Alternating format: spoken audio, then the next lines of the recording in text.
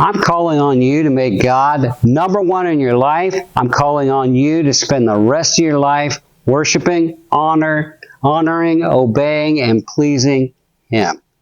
You say, why? Well, why should you worship the true God? Because it's commanded. If you're a follower of Him, you should do what He says. He says, have no other gods before me. Don't worship any carved out images. Worship only the true God. Why? It's best for you. It says several places in the Bible, God gives us these commands because He's jealous for us. Well, I used to not understand that. I thought, what's wrong with God? He gets upset if we worship other gods. It hurts His feelings. It's not that it's for Him, it's for us. He's jealous for what's best for us. He wants what's best for us. And He knows any other God's not going to fulfill us. You will only be fulfilled. You will only be what you were created to be if you worship the true God. It just makes sense. That's reality. If you live in the midst of what's real and God is the true God and you worship Him, then it's going to be best for you. Well, and also, these other gods are worthless. One of the wonderful examples of this in the Bible, one of my favorites, is this story of the Philistines and God. Their god Dagon and the Ark of the Covenant, the symbol of the manifest presence of Yahweh, the Lord, the true God. And in 1 Samuel chapter 5, verses 1 through 8, we see that the Philistines capture the Ark of the Covenant. They capture the Ark of the Covenant, and they put it in their temple where their god Dagon is there, and they put it across from Dagon. They come in the next day, and Dagon, their statue, is on his face before the true God.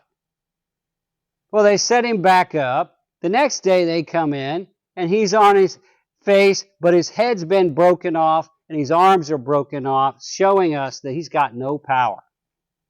And he's got to bow. Not only bow before the King of Kings, but he has nothing compared to the King of Kings. He's in no wisdom, no power, no might. And in fact, they actually say, get this Ark of the Covenant out of here.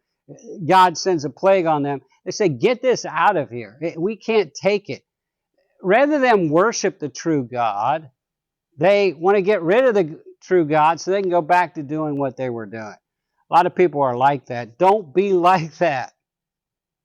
You should be, the one thing Dagon got right is that idol got on its face before the true God. We should get on our faces before the true God. But we should get up off our faces and serve Him. We should get on our faces and worship. We should get off our faces and serve Him. The Bible says don't pray to false gods. Don't make covenants with false gods. Don't worship them, serve them. Don't honor them. In fact, He tells them, destroy their altars. Tear them down. Destroy their pillars. Destroy those images. Get rid of all trace of false gods. What's He saying to us? Get them out of your life. Not only don't worship these things, get them out of your life. He's not just talking, although He is talking about idols, like tangible, you can touch a statue or something like that.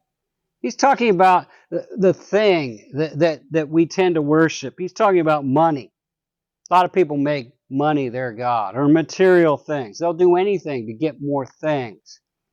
Some people are sold out to safety. Just keep me safe, keep me secure. Some people live to be successful. They got to have it. Some people, it's their education. It's the whole thing that they honor and revere education. Education is important. I have 2 doctor's degrees. I believe in education, but it's not a God. Addiction, a lot of people, their God is really their addiction, whether it's alcohol or drugs or sex or gambling or whatever. Some people, good people, tend to make their family their God. Their family becomes the most important thing in their lives. Some people, good people, make ministry their God. the most important thing in their lives. I'll tell you, the only way life really works is if God is the most important thing in your life. And then your family and your ministry and everything else. When God is number one, everything else works better. When God is not number one, everything else is unsatisfying, unfulfilling, unimportant compared to Him. Worship God. Why? He's the only true God. Why not? Why wouldn't you? I'm Dave Earley. We do this type of teaching 5 days a week, daily discipleship.